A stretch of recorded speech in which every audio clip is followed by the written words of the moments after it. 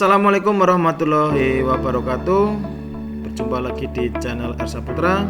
Kali ini kita akan membahas kisi-kisi soal penilaian sumatif akhir semester untuk yang semester 1 mata pelajaran matematika kelas 8. Untuk nomor 1, sebuah kapal berlayar ke arah barat dengan jarak 12 km. Kemudian kapal tersebut berbelok ke arah selatan sejauh 5 km sehingga perjalanan kapal tersebut membentuk segitiga siku-siku yang merupakan sisi miring atau sisi hipotenusa adalah. Nah, di sini kita gambar dulu. Berjalan ke arah barat dengan jarak 12 km ya, berarti ke kiri kemudian ke utara sejauh 5 km. Nah, di sini otomatis kita misalkan segitiga itu adalah segitiga ABC, bahwa segitiga yang merupakan sisi miringnya adalah sisi AB. Kemudian untuk nomor 2, sebuah tangga mempunyai panjang 13 meter bersandar pada sebuah tembok. Jarak ujung bawah tangga terhadap tembok tersebut adalah 5 meter. Berapakah tinggi tembok tersebut? Kita misalkan ini adalah tembok ya. Kemudian ada sebuah tangga. Tangga itu mempunyai panjang 13 meter.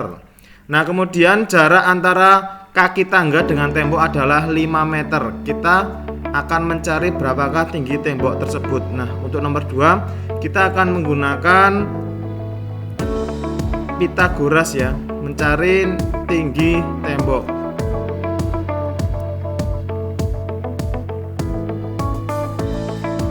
Nah, di sini panjang BC kuadrat atau tinggi tembok adalah BC kuadrat sama dengan AC kuadrat dikurangi AB kuadrat. Kita substitusikan, AC-nya adalah 13 ya, 13 kuadrat, kemudian AB-nya adalah 5 kuadrat. 13 kuadrat adalah 169, kemudian 5 kuadrat adalah 25. Nah, di sini 169 dikurangi 25 adalah 144. Kemudian untuk mencari BC adalah akar dari 144 adalah 2 meter. Jadi tinggi tembok tersebut adalah 12 meter. Kemudian untuk nomor 3, perhatikan gambar berikut. Nah, di sini terdapat 2 buah segitiga siku-siku yang berwarna kuning dan berwarna biru, di mana yang berwarna kuning adalah ABC, kemudian yang berwarna biru adalah ACD. Nah, di sini pertanyaannya adalah berapakah panjang sisi AD. Nah, kita yang pertama adalah mencari panjang sisi AC terlebih dahulu ya. AC-nya itu berapa? Nah, kita menggunakan rumus Pythagoras, yaitu AC kuadrat sama dengan AB kuadrat ditambah BC kuadrat. Kita substitusikan, AB-nya adalah 12 cm, kemudian BC-nya adalah 9 cm. Nah, di sini kita kuadratkan 12 kuadrat adalah 144, kemudian 9 kuadrat adalah 81. Nah, kita jumlah 144 ditambah 81 adalah 225. Kita akan mencari AC adalah akar dari 225 dengan cara menghilangkan kuadratnya ini ya. Kemudian akar dari 225 adalah 15 cm. Kemudian kita selanjutnya mencari panjang AD, di mana AD kuadrat sama dengan AC kuadrat ditambah DC kuadrat. Nah, di sini AD kuadrat sama dengan AC-nya kita substitusikan adalah 15 cm, kemudian DC-nya adalah 8 cm. Di sini 15 kuadrat adalah 225, kemudian 8 kuadrat adalah 64. Nah, AD itu adalah 225 tambah 64 adalah 289. AD sama dengan akar dari 289. Nah, di sini panjang AD adalah 17 cm. Kemudian untuk nomor 4, sebuah kebun berbentuk segitiga siku-siku dengan panjang sisi siku-sikunya adalah 15 meter dan 20 meter. Di sekeliling kebun tersebut akan dibuatkan pagar. Berapakah minimal pagar yang dibutuhkan agar kebun tertutup satu putaran sempurna? Nah, di sini kita mencari keliling segitiga siku-siku. Tapi kita harus mencari dulu. Kita gambarkan dulu ya. Berarti di sini ada sebuah segitiga siku-siku, BC-nya adalah 15 cm, kemudian AC-nya adalah 20 cm. Ini harusnya meter ya. Nah, kita ganti saja nanti. Kemudian kita akan mencari panjang AC. Nah, AC kuadrat sama dengan AB kuadrat ditambah BC kuadrat. AB-nya adalah 15, kemudian BC-nya adalah 20. Nah, di sini 15 kuadrat adalah 225, kemudian 20 kuadrat adalah 400. Nah, di sini ditambahkan 225 ditambah 400 adalah 625.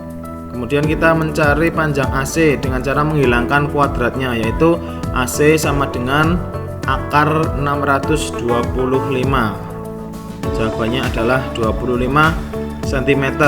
Nah, di sini sudah ketemu panjang AC adalah 25 cm atau 25 meter ya kalau yang panjang kebunnya. Kemudian kita akan mencari kelilingnya, yaitu dengan cara menjumlahkan. Jadi panjang AB kemudian ditambah panjang BC kemudian ditambah panjang AC. Nah, di sini AB-nya adalah 20, kemudian BC-nya adalah 15, kemudian AC-nya adalah 25. Kemudian diketahui bahwa kelilingnya adalah 60 meter ya, ini ya, 60 meter. Kalau keliling kebun itu adalah 60 meter. Kalau di segitiga adalah 60 cm. Kemudian untuk nomor 5, Amir berada sejauh 12 meter dari pohon mangga yang berada tepat di depannya. Apabila jarak pandang Amir ke puncak tertinggi pohon mangga sejauh berapa ini nanti? Sejauh 15 meter dan tinggi Amir terdata seperti pada gambar di bawah ini, maka tinggi pohon mangga yang ada di depan Amir adalah titik-titik ya. Jadi Amir mempunyai tinggi 1,4 meter. Kemudian jarak Amir ke pohon adalah 12 meter. Kemudian jarak pandang Amir sampai ke puncak pohon adalah 15 meter. Maka berapakah tinggi pohon tersebut? Kita mencari dulu. Di sini diketahui bahwa terdapat sebuah segitiga siku-siku ya. Mohon maaf ini gambarnya tidak lurus. Nah, di sini terdapat segitiga ABC. Nah, kita akan mencari panjang BC adalah BC kuadrat sama dengan AC kuadrat dikurangi AB kuadrat. Di sini BC kuadrat sama dengan AC-nya kita substitusikan adalah 15, kemudian AB-nya kita substitusikan adalah 12. Nah, di sini BC kuadrat sama dengan 15 kuadrat adalah 225 dikurangi 144. Nah, 225 dikurangi 144 adalah 81. Kemudian panjang BC adalah akar dari 81 adalah 9. Nah, panjang BC ini adalah 9 ya. Kemudian berapakah tinggi pohon tersebut? Nah, kita ketahui bahwa tinggi Amir ini adalah 1,2 meter. Kemudian panjang BC yang tadi adalah 9 meter. Nah, nanti di sini kita bisa menjumlahkan antara tinggi Amir kemudian tinggi pada BC-nya. Ya, tinggi orang ditambah tinggi BC. 1,2 meter ditambah 9 meter, hasilnya adalah 10,5 meter. Kemudian untuk nomor 6 diketahui dua buah titik terletak di bidang kartesius, yaitu titik A dan titik B. Titik A terletak pada 10,20 dan titik B terletak pada 13,16. Jarak kedua titik tersebut adalah, nah kita perlu ketahui bahwa pada B bidang koordinat kartesius. Di sini 10,20, 10 itu adalah X ya. Kemudian 20 ini adalah Y. Maka dari itu kita tulis lagi A itu 10,20, kemudian B itu 13,16. Nah, 10 itu adalah kita namakan X1 dan 20 kita namakan Y1 ya. Kemudian yang B 13-nya kita namakan X2, kemudian 16-nya kita namakan Y2. Nah, di sini terdapat sebuah rumus Pitagoras ya. Sebenarnya ini adalah rumus Pitagoras, yaitu X kuadrat sama dengan X2 dikurangi X1 dipangkatkan 2 ditambah Y2 dikurangi Y1 dipangkatkan 2. Sebenarnya ini sama dengan Pitagoras ya. Nah, di sini kita ganti atau kita substitusikan bahwa X2 itu adalah 13 ya. Kemudian X1-nya adalah 10. Kemudian Y2-nya adalah 16 dan Y1-nya adalah 20. Nah, di sini 13 kurangi 10 adalah 3. Kemudian 16 dikurangi 20 adalah negatif 4. Nah, kalian tidak usah bingung ketika kalian menjumpai bilangan negatif, karena pada jarak tidak ada bilangan negatif ya nanti ketemunya. Jadi di sini 3 kuadrat adalah 9. Kemudian negatif 4 kuadrat adalah 16. 9 tambah 16 adalah 25. Nanti di sini adalah diakarkan 25 adalah jaraknya adalah 5. Kemudian nomor 7. Sebuah tangga mempunyai panjang 10 meter bersandar pada sebuah tembok. Jarak ujung bawah tangga terhadap tembok tersebut adalah 6 meter. Tinggi tembok yang dapat dicapai tangga tersebut adalah titik-titik ya. Misalnya di sini kita mempunyai sebuah tembok, kemudian ada sebuah tangga ya, panjangnya adalah 10 meter bersandar. Nah, di sini jarak ujung tembok kemudian ke mana? Ke tangga tersebut adalah 6 meter. Nah, di sini berapakah tinggi tembok tersebut? Sama kayak nomor berapa tadi, 5. Sama, yaitu menggunakan Pitagoras. X kuadrat atau tinggi tembok ya, X kuadrat sama dengan 10 kuadrat dikurangi 6 kuadrat. 10 kuadrat adalah 100, kemudian 6 kuadrat adalah 36. Nah, di sini 100 kurangi 36 adalah 64. X sama dengan akar dari 64, X sama dengan 8. Jadi tinggi tembok tersebut adalah 8 meter.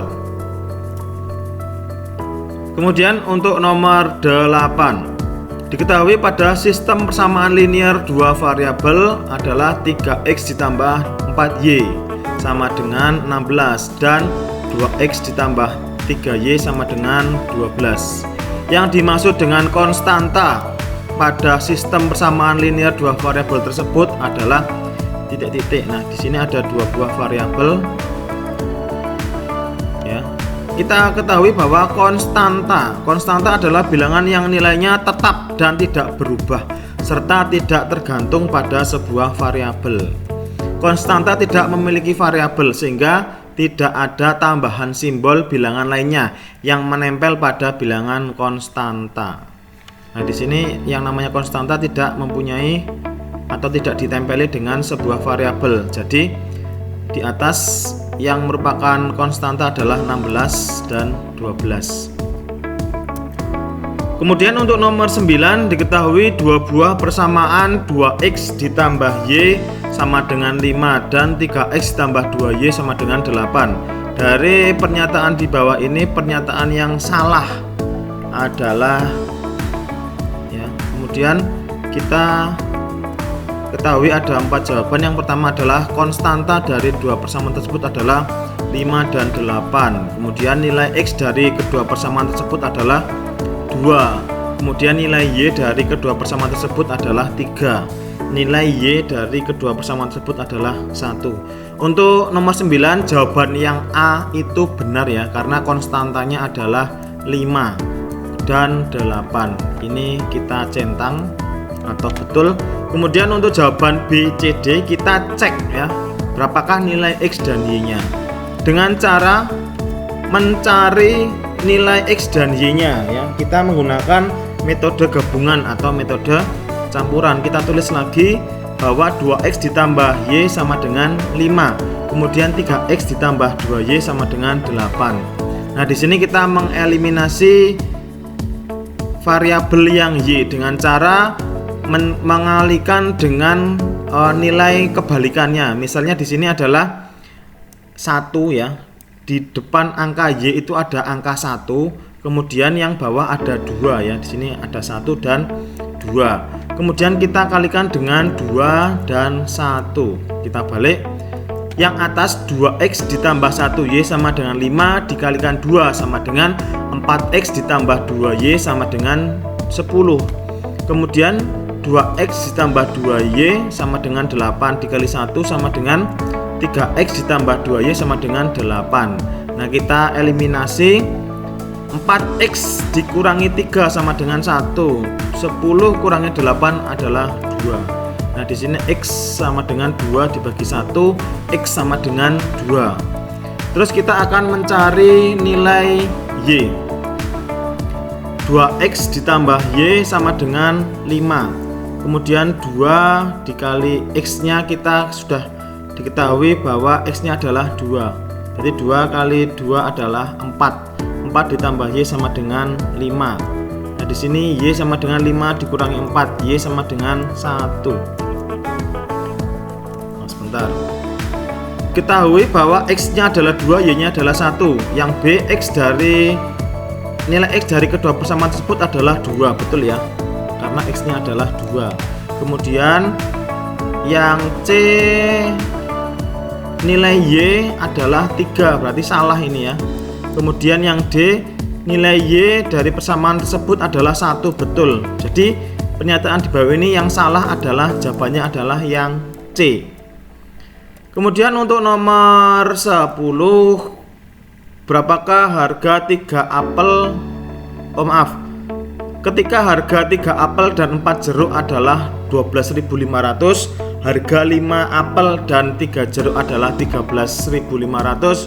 Jika dijadikan bentuk model matematika dari kedua persamaan tersebut adalah titik-titik. Nah, nomor 10 kita akan membuat ke model persamaan atau model matematika dari kedua persamaan tersebut. Kita misalkan apel dan jeruk ya, variabelnya adalah apel dan jeruk. Kita misalkan variabel apel itu X, kemudian variabel jeruk itu adalah Y. Nah, jadi di sini kita tulis lagi 3X ditambah 4Y ya. 3X itu 3 apel ditambah 4 jeruk adalah 4Y sama dengan 12.500. Kemudian 5 apel ditambah 3 jeruk, 5X ditambah 3Y sama dengan 13.500. Nah, seperti ini adalah model matematikanya.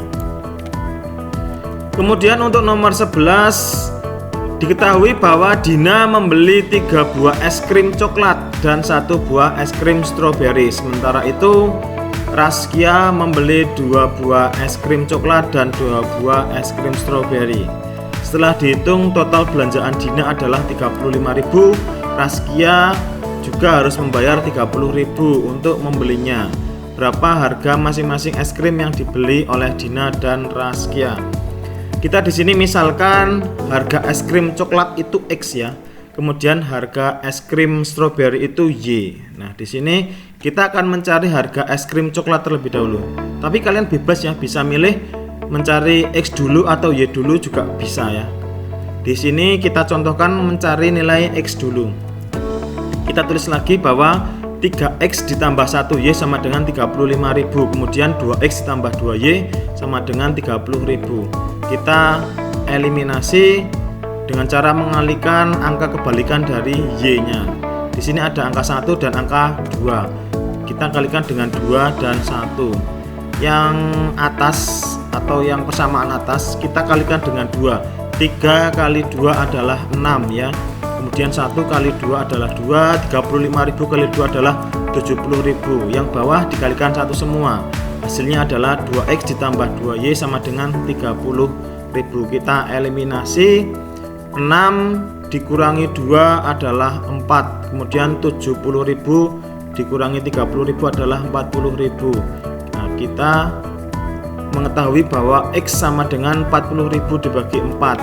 Jadi nilai X adalah 10.000, atau harga es krim coklat adalah 10.000 ya. Kemudian kita akan mencari harga es krim stroberi ya. Kita menggunakan salah satu dari persamaan tersebut ya, dari 1 atau 2 bebas, tapi kita akan menggunakan yang persamaan ke 1. 3x ditambah 1y sama dengan 35.000. Kemudian 2x ditambah 2y sama dengan 30.000. Oh, di sini kita akan menggunakan metode eliminasi ya. Jadi 3 dengan 2.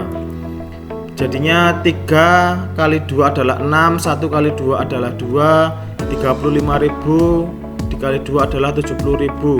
Kemudian 2 kali 3 adalah 6, kemudian 2 kali 3 adalah 6, 3 kali 3 adalah 90.000. Nah, di sini kita eliminasi. 6 kurangi 6 adalah 0, kemudian 2 kurangi 6 adalah negatif 4 ya. Kemudian 70.000 dikurangi 90.000 adalah negatif 20.000. Y sama dengan negatif 20.000 dibagi negatif 4, Y sama dengan 5.000. Jadi harga sebuah es krim atau satu buah es krim stroberi adalah 5.000. Jadi masing-masing es krim adalah 10.000 dan 5.000. Kemudian untuk nomor 12, Andi berbelanja di toko Sukajaya. Andi membeli 3 buku dan 5 pensil dengan harga 43.000. Di toko yang sama Budi membeli 4 buku dan 2 pensil dengan harga 34.000. Berapakah harga masing-masing buku dan pensil? Ini sama ya kayak tadi ya. Kita misalkan buku itu X, pensil itu Y. Mencari harga buku ya. Kita tulis lagi 3x ditambah 5y sama dengan 43.000. Kemudian 4x ditambah 2y sama dengan 34.000. Nah, di sini kita eliminasi, kita kalikan. Kemudian 3x dikali 2 adalah 6x, 5y dikurangi 5y dikali 2 adalah 10y.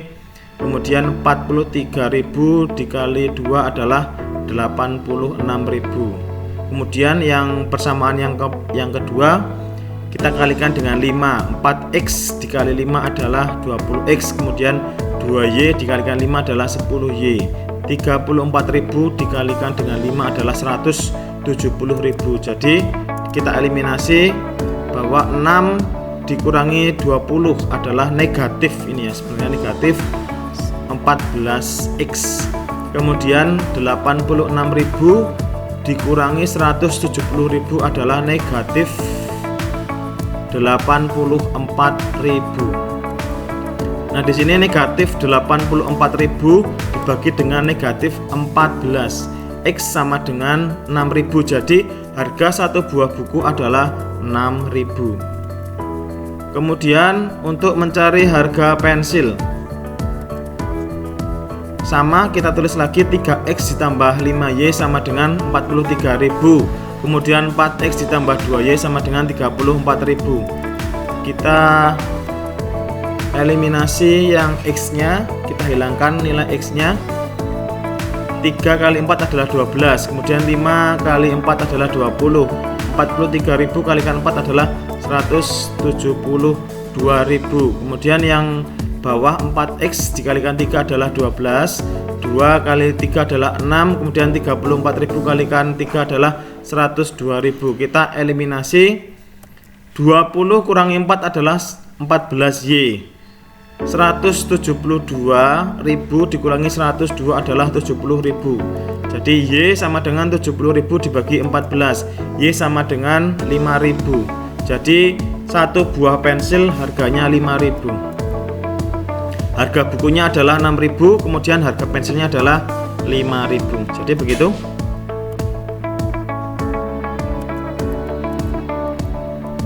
Kemudian untuk nomor 13, berdasarkan informasi soal nomor 12 di atas, jika Cica membeli 2 buku dan 3 pensil di toko yang sama, berapakah harga yang harus dibayar oleh Cica. Nah, kita lihat informasi yang nomor 12 di atas ya. Yang tadi ini adalah Andi berbelanja toko di Sukajaya, membeli 3 buku dan 5 pensil yang itu ya tadi ya. Kita langsung saja pada pembahasannya, yaitu nah ini adalah pembahasan yang tadi yang nomor 12 ya. Terus pertanyaan yang nomor 13 adalah Cica membeli 2X ditambah 3Y. Terus disubstitusikan bahwa X nya kita ganti dengan angka 6.000, kemudian Y nya kita ganti dengan 5.000. Jadi 2 dikali 6.000 adalah 12.000, kemudian 5.000 dikali 3 adalah 15.000. Jadi 12.000 ditambah 15.000 adalah 27.000. Jadi Cica harus membayar 27.000. Kemudian untuk nomor 14, setiap awal bulan April petugas koperasi sekolah selalu berbelanja kebutuhan alat tulis untuk dijual kembali. Ketua koperasi tersebut membuat daftar barang yang harus dibeli. Sesuai kesepakatan bersama, mereka akan membeli barang tersebut sebanyak 1 kodi ya. Nanti ada 1 kodi. Kemudian untuk setiap itemnya berikut adalah daftar harga barang per kodi dan harga jual persatuan. Nah, di sini koperasi tersebut membeli pensil seharga 25.000 per kodi. Kemudian dijualnya satuannya adalah 1.500. Kemudian pulpennya membelinya 46.000 1 kodi, kemudian dijual satuannya adalah 2.700. Kemudian buku tulisnya 1 kodinya 64.000, kemudian dijual 3.500. Penghapus 16.000, kemudian dijual 1.200. Pada akhir bulan tersebut ternyata ada beberapa barang yang masih tersisa, yaitu pensil 4, pulpen 2, buku tulis 5 dan penghapus 2. Nah, di sini diketahui bahwa 1 buah kodi atau sekodi itu adalah 20 ya. 1 kodi itu adalah 20 buah. Nah, di sini yang terjual adalah yang tidak terjual, maaf, tadi untuk pensil yang tidak terjual adalah 4. Jadi 20 dikurangi 4 adalah 16. Kemudian pulpennya yang tidak terjual adalah 2, berarti yang terjual adalah 18. Kemudian buku tulisnya adalah yang terjual adalah 15. Kemudian penghapus yang terjual adalah 18. Nah, kita kalikan harga jual satuan dikalikan dengan jumlah yang terjual ya. Jadi 1.500 kali 16 adalah 24.000. Kemudian 2.700 dikalikan 18 adalah 48.600. Kemudian 3.500 kalikan 15 adalah 52.500. Kemudian 1.200 dikali 18 adalah 21.600. Jadi setelah membeli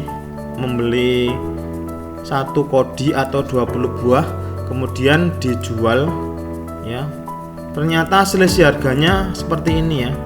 Untuk pensil itu rugi Rp1.000, kemudian pulpennya untung 2.600. Kemudian untuk buku tulis rugi 11.500.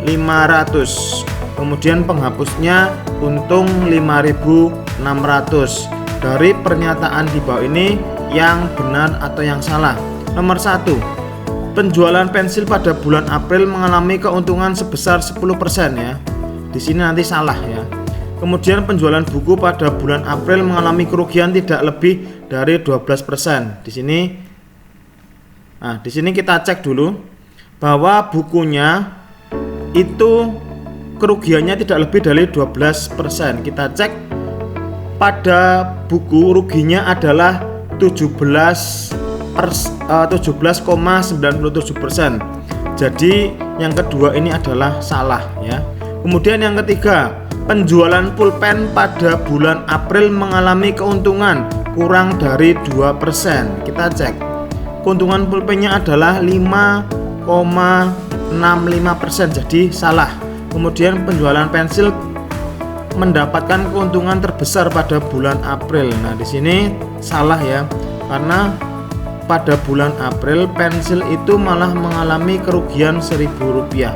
Jadi jawabannya adalah seperti ini. Yang nomor 1 adalah salah, yang kedua adalah salah, yang ketiga salah, keempat salah.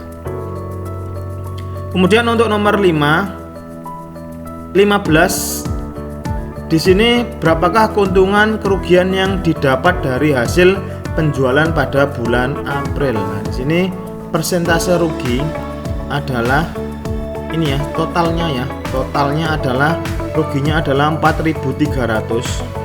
Ya, ruginya adalah 4.300 dibagi dengan harga jual, harga beli, harga belinya adalah 151.000. Jadi harga rugi dibagi dengan harga beli dikalikan dengan 100%, maka hasilnya adalah 2,84% ya. Jadi persentase ruginya adalah 2,84%. Kemudian untuk nomor 16, Pak Tony menabung di sebuah bank dengan tabungan awal sebesar 2 juta rupiah. Bank tersebut memberikan bunga tunggal sebesar 6% per tahun. Jika Pak Tony berencana menabung selama 7 bulan, berapa jumlah tabungan Pak Tony pada akhir periode?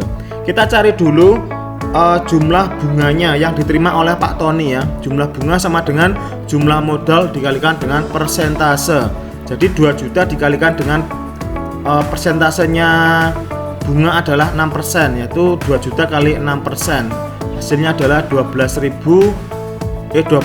juta. Nah, 12 juta dibagi 100, maka hasilnya adalah 120.000. Itu adalah jumlah bunga yang didapatkan oleh Pak Tony selama 1 tahun. Nah, kita akan mencari jumlah bunga yang diterima Pak Tony selama 1 bulan ya. Jadi 120.000 dibagi dengan 12, maka hasilnya adalah 10.000 adalah jumlah bunga 1 bulan. Nah, pertanyaannya adalah 7 bulan, maka otomatis adalah 10.000 dikalikan dengan 7, hasilnya adalah 70.000. Kemudian untuk nomor 17, Doni menabung di sebuah bank dengan tabungan awal sebesar 2.500.000. Setelah beberapa bulan, Doni memiliki tabungan sebesar 2.575.000. Bank tersebut memberikan bunga tunggal sebesar 6% per tahun. Berapakah lama Doni menabung di bank tersebut? Nah, di sini kita ketahui atau kita mencari dulu berapakah bunga selama 1 tahun ya. Di sini 2.500.000 dikalikan dengan 6%, maka hasilnya adalah 150.000. Kemudian kita akan mencari bunga 1 bulan ya. Jadi 150.000 dibagi dengan 12, maka hasilnya adalah 12.500. Itu adalah bunga 1 bulan. Nah, di sini yang kita cari adalah berapakah lama menabungnya ya. Nah, di sini kan awalnya adalah 2.500.000, kemudian akhirnya mendapatkan 2.575.000, maka bunganya adalah 75.000. Nah, di sini kita cari bahwa 75.000 dibagi dengan 12.500. 75.000 dari mana? Dari tabungan akhir ya, dibagi dengan tabungan awal adalah 75.000. 75.000 dibagi dengan 12.500, maka hasilnya adalah 6 bulan. Jadi Doni menabung selama 6 bulan. Paham ya? Kemudian untuk nomor 18, harga asli sebuah laptop tersebut adalah 7 juta. Saat ini ada diskon sebesar 5% pada harga laptop tersebut. Berapakah harga laptop setelah diskon? Nah, di sini kita akan mencari dulu harga diskonnya dengan cara mengalihkan 7 juta atau modal ya. Kemudian atau harganya ya, harganya 7 juta dikalikan dengan diskonnya adalah 5%. Maka hasilnya adalah 350.000. Nah, harga setelah diskon adalah 7 juta dikalikan dengan 350.000, maka hasilnya adalah 6.650.000. Kemudian untuk nomor 19, diketahui harga sepasang sepatu adalah 200.000, mendapatkan diskon 15%. Harga kaos olahraga adalah 70.000, didiskon 5%. Jika kakak membeli 2 buah kaos sepasang sepatu, maka biaya yang harus dibayarkan kakak adalah, nah kita perinci ya, diskon sepatu adalah 200.000, harga aslinya 200.000, kita kalikan dengan diskonnya, jadi 200.000 dikali dengan 15/100, hasilnya adalah 30.000. Kemudian harga setelah diskon adalah 200.000 dikurangi 30.000, hasilnya adalah 170.000. Kemudian diskon kaos harganya 70.000, kemudian diskonnya adalah 5%, maka harga diskonnya adalah 3.500. Harga setelah diskon 70.000 dikurangi 3.500, maka hasilnya adalah 66.500. Nah, di sini 2 buah kaos dan 1 buah sepatu. Jadi kaosnya adalah harganya 66.500 dikalikan 2. Ya, jadinya 133.000 ditambah dengan 170.000. Hasilnya adalah 303.000. Kemudian untuk nomor 20, disandingkan 3 buah wadah ya. Yang pertama ada kotak kayu, kemudian yang kedua juga kotak kayu, yang ketiga ini terdapat keranjang ya. Yang A itu beratnya adalah 500 gram, yang B beratnya adalah 600 gram, yang C adalah 400 gram. Nah, di sini paman akan mendistribusikan hasil panen buah ke supermarket menggunakan beberapa wadah. Berat total yang dibawa paman hasil wadah adalah 25 kg ya. Jadi 25 kg itu bruto ya, bruto. Kemudian termasuk wadah tersebut, jadi buah dan wadah tersebut. Supermarket tersebut memasarkan atau mensyaratkan berat neto minimal adalah 98%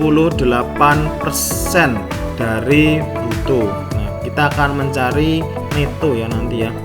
Berdasarkan stimulus tersebut, wadah yang bisa dipakai paman untuk mendistribusikan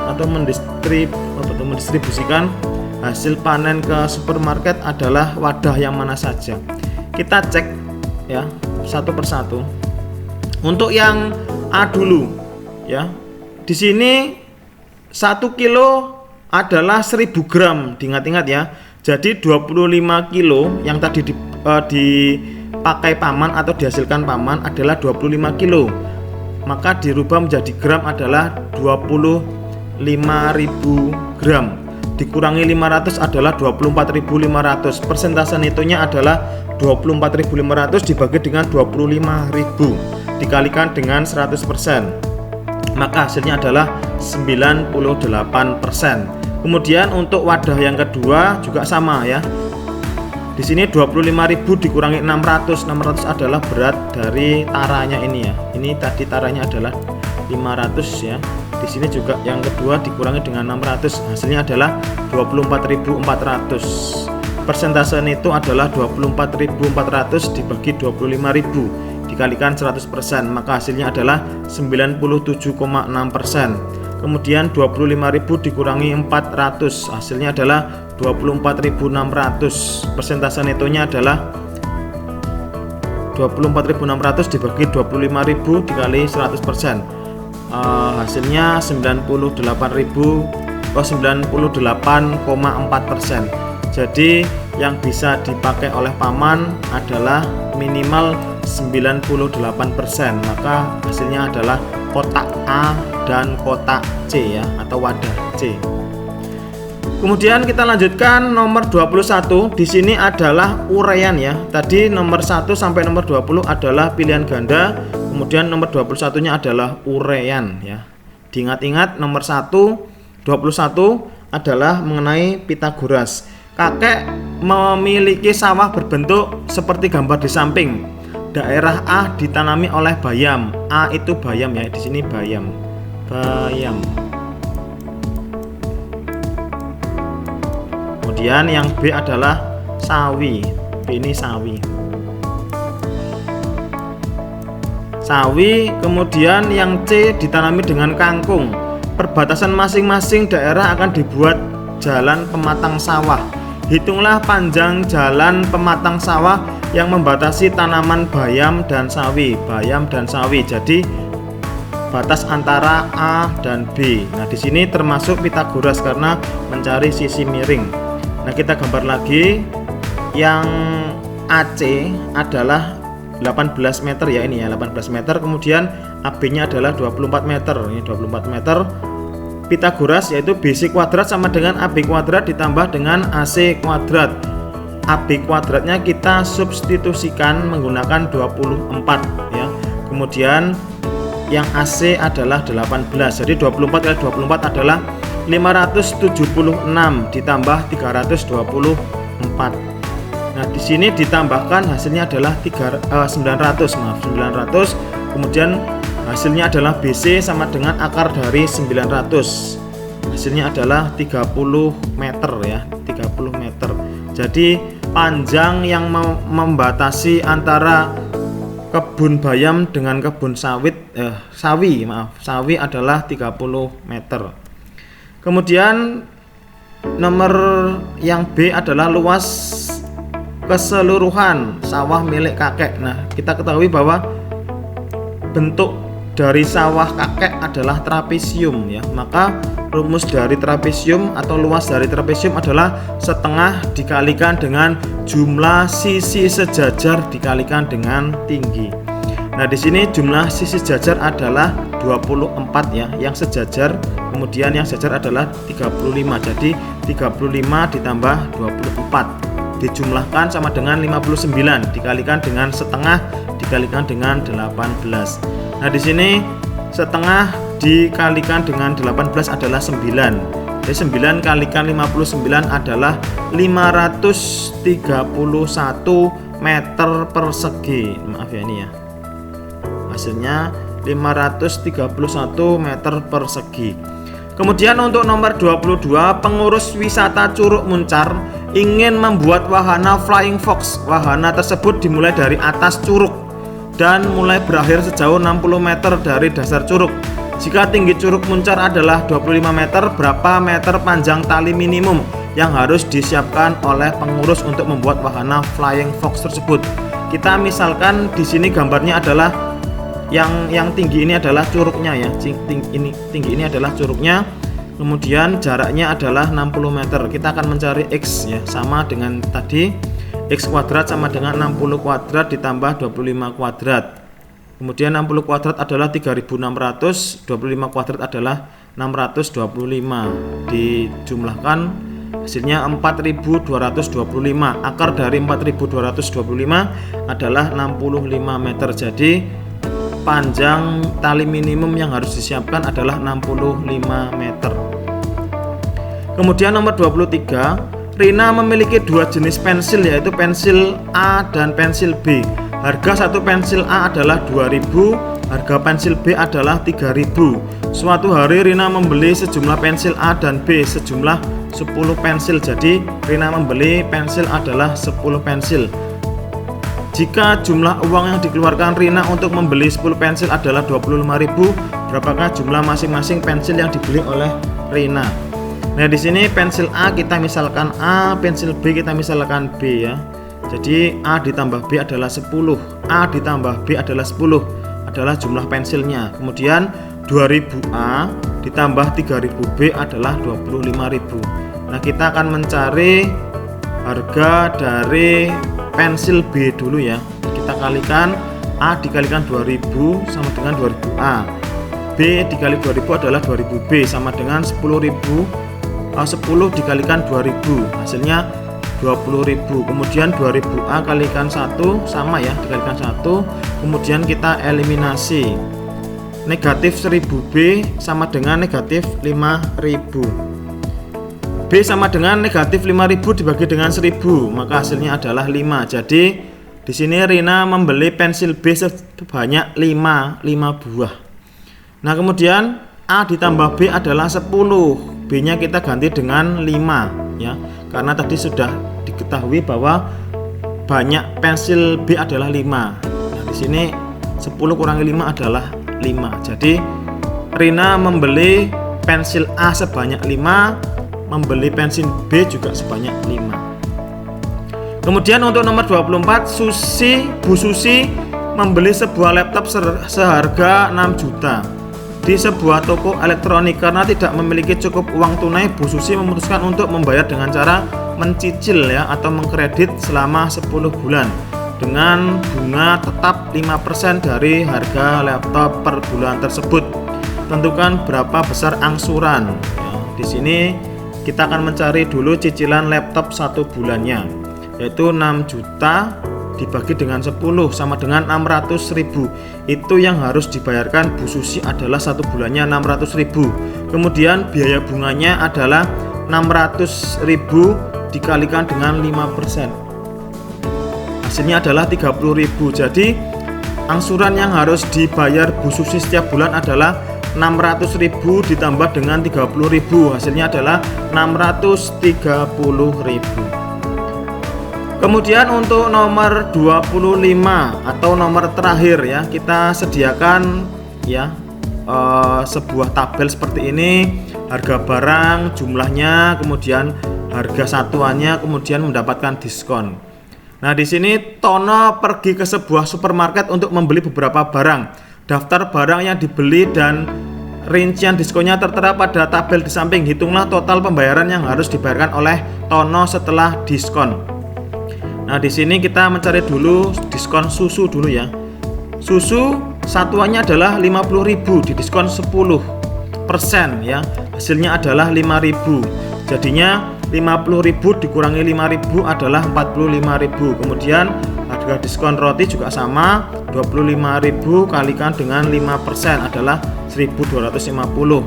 Kemudian dikurangi 25.000 dikurangi dengan 1.250 adalah 25.750. Kemudian harga keju juga sama, 40.000 dikalikan dengan 20% adalah 8.000.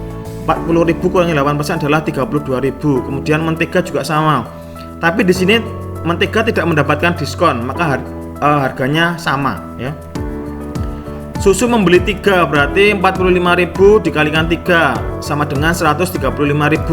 Roti membeli 2 maka 47.500.